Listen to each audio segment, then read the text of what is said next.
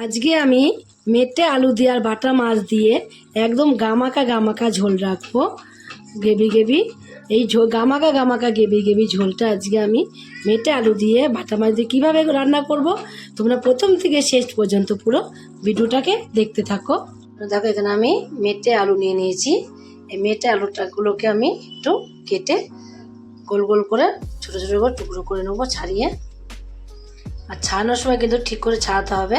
আর এই ওপরটা দেখছো, ওপরটাকে আমি ফেলে দেবো। ফেলে দিয়ে আমি এটাকে আজকে বটি দিয়েই কেটে নেবো, ছুরি দিয়ে কাটবো না। মেটে আলু যেহেতু একটু পিছলা পিছলা হয়, তার জন্য বটি দিয়ে মেটে আলুটাকে কেটে নেবো। মাটি আলুগুলোকে আমি কেটে ধুয়ে নিয়েছি। ধুয়ে দেখো, গ্যাসে একটা কড়াই বসিয়ে দিয়েছি। কড়াইতে মাটির আলুগুলোকে একটু আমি সিদ্ধ করে নেবো। আর মাটি আলু কাটা যায় না, মাটি আলু বলো মেটে আলু বলো, মাটি আলু আর মেটে আলু একই জিনিস। কিন্তু দেখো, মেটে আলুগুলোকে কাটা যায় না, কাটতে গেলে না সাইডে সাইডে ভেঙে ভেঙে যায়। দেখো, টুকরো টুকরো হয়ে যায় কীরকম। এবার একটুখানি লবণ দিয়ে দেবো। লবণ দিয়ে ঢাকা দিয়ে সিদ্ধ করে নেবো। তোমরা একটু প্রেশারেও কিন্তু সিদ্ধ করে নিতে পারো। প্রেশারে সিদ্ধ করলে বেশি সিদ্ধ হয়ে যেতে পারে, তার জন্য আমি কড়াইতে করে একটু সিদ্ধ করে নেবো। ওইদিকে আমি মেটে আলুগুলোকে একটু সিদ্ধ বসিয়ে দিয়েছি। সিদ্ধ বসিয়ে দেখো, এখানে আমি 3টে বাটা মাছ নিয়েছি। বাটা মাছগুলো কিন্তু বড়ো সাইজেরই আছে। এই বাটা মাছগুলোর মধ্যে এবার আমি অল্প করে হলুদের গুঁড়ো দিয়ে দেবো আর দিয়ে দেবো লবণ। ওদিকে সিদ্ধ হতে দিয়ে লবণ হলুদটাকে আমি মাছগুলোকে মাখিয়ে নেবো। মাখিয়ে মাছগুলোকে এক সাইডে রেখে দেবো। ওগুলো এখন একটু সিদ্ধ করে নিয়েছি। দেখো, সিদ্ধ করে নিয়েছি, ঠিক আগে একটু দেখে নেবো আমি কেমন সিদ্ধ হয়েছে। দেখো, খুন্তিটা ঢুকে যাচ্ছে, তার মানে সিদ্ধ হয়ে গেছে। এবারে মেটে আলুগুলোকে আমি নামিয়ে দেবো। ওইদিকে আমি মেটে আলুগুলো নামিয়ে দিয়েছি। নামিয়ে দিয়ে কড়াইটাকে পরিষ্কার করে আবারও গ্যাসে বসিয়ে দিয়েছি। এবার আমি তেল দিয়ে দেবো। তেল দিয়ে আগে মাছগুলোকে ভেজে নেব। প্রথমে অল্প করে তেলটা দেবো, যে মাছটাকে আগে ভেজে নিতে হবে। কড়াইটা ভালোভাবে কিন্তু গরম করে নিতে হবে, না কিন্তু মাছগুলো ভেঙে যেতে পারে। তেলটা ভালোভাবে গরম করে নিয়েছি, এবার মাছগুলোকে দিয়ে দেবো। এক পিঠ হয়ে গেলে আর এক পিঠ উল্টে উল্টিয়ে এইভাবে সব কটাকেই দেবো। আর উল্টিয়ে পাল্টিয়ে দুপিঠ একটু লাল লাল করে ভেজে নেব। এপিঠ ওপিঠ উল্টিয়ে পাল্টিয়ে দুই পিঠে আমি মাছগুলোকে দেখো লাল লাল করে ভেজে নিয়েছি। এবারে মাছগুলোকে আমি তুলে দেবো। মাছগুলোকে তুলে দিয়েছি। তুলে নিয়ে দেখো কতটা তেল রয়েছে। ভাবছিলাম একটু তেল দেবো, কিন্তু তেল আর লাগবে না, এই তেলে আমার রান্নাটা পুরো হয়ে যাবে। এবার আমি এর মধ্যে ফোড়নে দিয়ে দেবো কটা কুটা জিরে ফোড়নে দেবো। আর ফোড়ন দেবো দেখো, 2টো এলাচ নিয়েছি আর 2টো লবঙ্গ নিয়েছি। আর এখানে তেজপাতাকে ছিঁড়ে নিয়েছি। এবার ফোড়নটা আর একটু ভেজে নেবো। একটা গোটা শুকনো লঙ্কা এর মধ্যে দিয়ে দিলাম। কিছু সময় ফোড়নটাকে একটু ভেজে নিতে হবে। ফোড়নটা দেখো ভাজা হয়ে গেছে। ফোড়নটাকে ভেজে নিয়ে এবার আমি একটা পেঁয়াজকে কুচি করে নিয়েছি, সেই পেঁয়াজটাকে পুরোটাই দিয়ে দিলাম। দিয়ে এবার পেঁয়াজটাকে একটু আমি হালকা করে ভেজে নেবো। বেশি লাল লাল করে ভাজবো না, একটু হালকা করে ভেজে নেবো। হালকা করে ভেজে নিয়ে এবার আমি মেটে আলুগুলোকে এর মধ্যে দিয়ে দেবো। দিয়ে মেটে আলুগুলোকেও কিন্তু একটু লাল লাল করে ভেজে নেব। মেটে আলুগুলোকে লাল লাল করে ভেজে নেওয়ার জন্যে এর মধ্যে দিয়ে দেবো।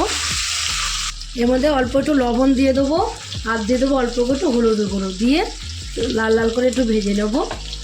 লাল করে দেখো ভেজে নিয়েছি। একটু ভেজে নিয়ে দেখো পেঁয়াজগুলো কিন্তু খুব সুন্দর করে ভাজা হয়ে গেছে। আমার মেটে আলুগুলো ভাজা হয়ে গেছে, এর সাথে পেঁয়াজগুলো ভাজা হয়ে গেছে।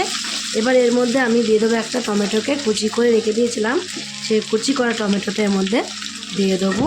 দিয়ে টমেটোটাকে একটুখানি হালকা করে এর সাথে নাড়াচাড়া দিয়ে ভেজে নেবো। দিয়ে ভাজা হয়ে যাবে হালকা করে, তখন এর মধ্যে দিয়ে দেবো কিছু আমি মশলা।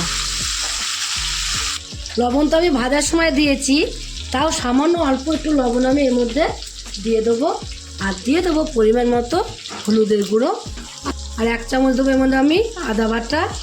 আর অল্প করে দেখো আমি 1 চামচে হাফ চামচ দেবো এখানে জিরের গুঁড়ো।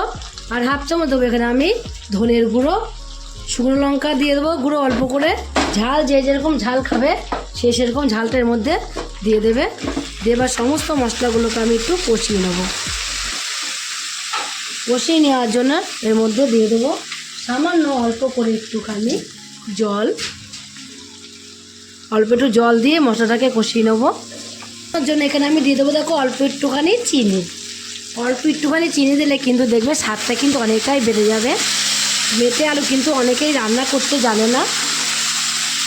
তোমরা যদি এইভাবে মাছের ঝোল খাও বা এইভাবে শুধু ডালনা খাও তাহলেও কিন্তু দেখবে দারুণ লাগে খেতে।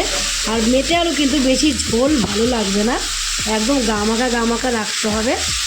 তো মশলাটা কিন্তু আমার কষানো প্রায় হয়েই আছে। যে জলটা এক্সট্রা জলটা আমি দিয়েছিলাম সেই জলটা কিন্তু এখন আর এর মধ্যে নেই, এই জলটা একদমই শুকিয়ে গেছে। তাহলে ভাবতে হবে যে মশলাটা কষিয়ানো কমপ্লিট হয়ে গেছে। আর এই যে চারিদিকে দেখো মশলার দিকে চারিদিকে একটা তেল ভাব বেরোচ্ছে, এই মশলা থেকে যখন তেলটা বেরিয়ে আসবে তখনই ভাববে যে মশলাটা কষিয়ে নেওয়া একদম কমপ্লিট হয়ে গেছে। আমি চিনিটা দেওয়ার পরেও আমি প্রায় 3 মিনিটের মতন আমি এখানে নাড়াচাড়া দিয়ে যাচ্ছি সমানে। মধ্যে জল দিয়ে দেবো, পরিমাণ মতো বুঝে জলটা দেবো। আগে তো আমি মেটে আলুগুলোকে সিদ্ধ করেই নিয়েছি, সেই বুঝে জলটাকে দেবো।